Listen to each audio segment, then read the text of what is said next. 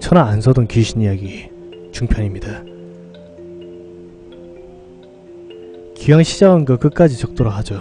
1편과 연결되는 이야기라 1편을 보시고 읽으시면 이해가 더 잘 되시겠죠.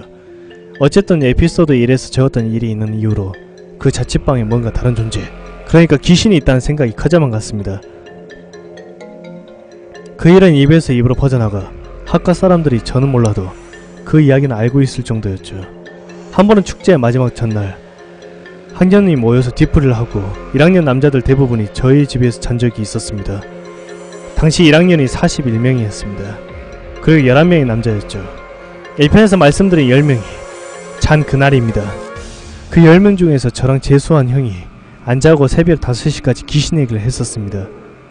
나머지 8명은 술에 취해 골아떨어진 시간이었죠. 아무튼 그동안 겪고 들었던 귀신 얘기를 한창 했습니다. 해가 뜰 때쯤에야 우린 잠이 들었죠. 다음날 아침 수업을 갔다가 다같이 밥을 먹게 되었는데 누군가 먼저 말 꺼냈습니다. 어젯밤에 자다가 새벽에 가위에 눌렸답니다. 그 이야기가 나오자 줄줄이 말하는 거였습니다. 정확히 4명. 4명이 가위가 눌렸고 가위 눌린 상태에서 옆에서 남자 둘이서 이야기하는 소리를 들었댔죠. 아마 그건 그 시간에 자고 있지 않았던 저랑 형 이야기를 하는 소리였겠죠. 다들 꿈이나 비몽사몽간에 가위로 착각한 거라 말을 했지만 당사자들은 분명히 가위에 눌렸고 그때는 이미 우리 집에 귀신이 있다는 걸 누구나 느끼고 있었던 터라 의심할 여지가 없다고 말하더군요. 왜 그러지 않습니까? 귀신 이야기를 하면 귀신이 옆에서 와서 듣고 있다고. 아마 그날 새벽에 20년 동안 들었던 이야기를 다 쏟아부었으니 많이도 와서 들었을 겁니다. 자잘한 이야기들이 많습니다. 9시 뉴스 기상예보 할 때 TV를 켜놓은 채로 컴퓨터를 하고 있는데 여자 목소리가 2개를 겹쳐 들렸다 하느니 우리 집에 자고 간 사람들을 가위에 눌리는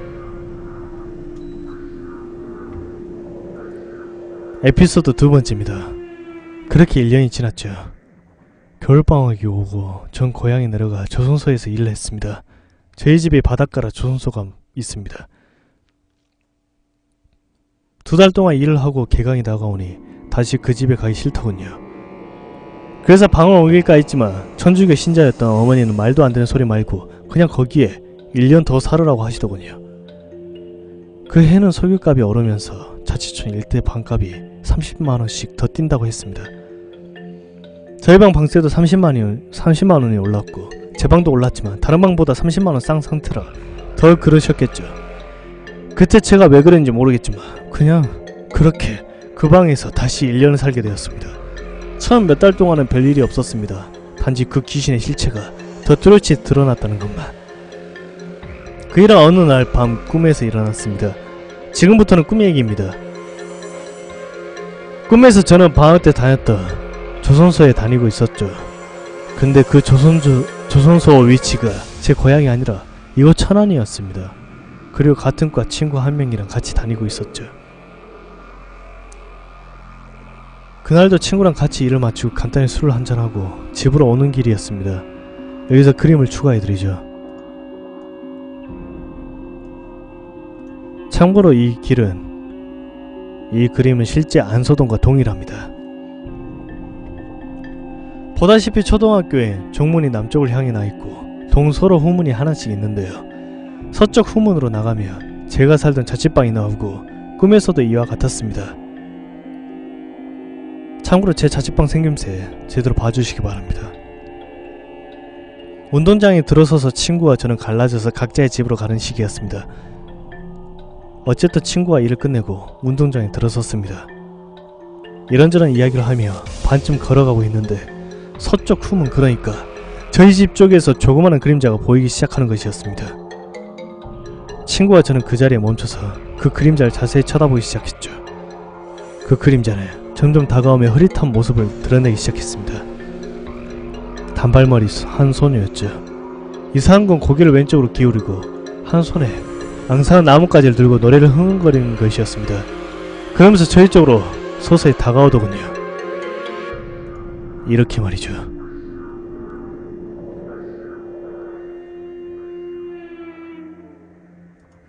덜컥 겁이 난 전 친구에게 야, 나 먼저 갈게! 라고 외치고 집으로 향해 달렸습니다.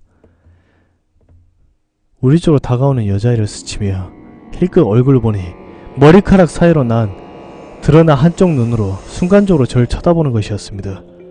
기겁을 하고 집으로 손살까지 달려갔죠. 제 방은 3층이어서 계단을 뛰어 올라가기 시작했습니다. 1층, 2층. 아파트 같은 경우에 0.5층이라고 해야 하나요? 계단을 올라가다 보면 완전히 한층 올라가기 전에 바깥을 향한 조그마한 창이 하나 있잖아요. 저희 건물에도 그런 창이 있었습니다. 그러니까 2.5층을 올라가다 보니 친구가 그 여자애가 아직 운동장에 있을 것 같아서 미안하기도 하고 걱정이 되더군요. 그래서 저 운동장 쪽 창문을 활짝 열어 제쳐서 고개를 내밀었습니다. 순간 3층이었던 건물이 한 10층짜리 건물로 바뀌는 것이었습니다.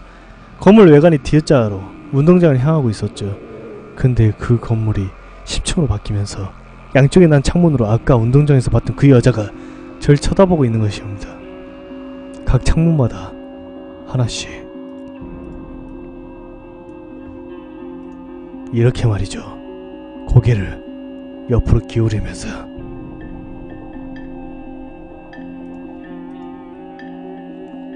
(1층에) 있는 얼굴은 저를 올려다보고 바로 옆 창문엔 똑바로. 그 꿈은 제 생에 가장 무섭고 기막힌 꿈이어서 아직도 기억이 납니다. 생생하게. 그 장면을 보고 전 소리를 지르며 잠에서 깨어났죠. 그 꿈을 꾸고 나서 제 방에 있는 귀신의 실체가 점점 뚜렷이 드러나는 듯 했습니다. 그러게 며칠 후 하룻밤 사이에 가위를 눌리고 5분 뒤에 꿈을 꾼 적이 있었는데 그 사건이 저를 더 공포에 몰아넣었습니다. 뒷이야기는 에피소드 3에서 얘기해드리겠습니다. 너무 길게 썼네요. 읽어주신 분들 감사합니다. 이 경담은 짱공유 어길님이 체험한 일입니다.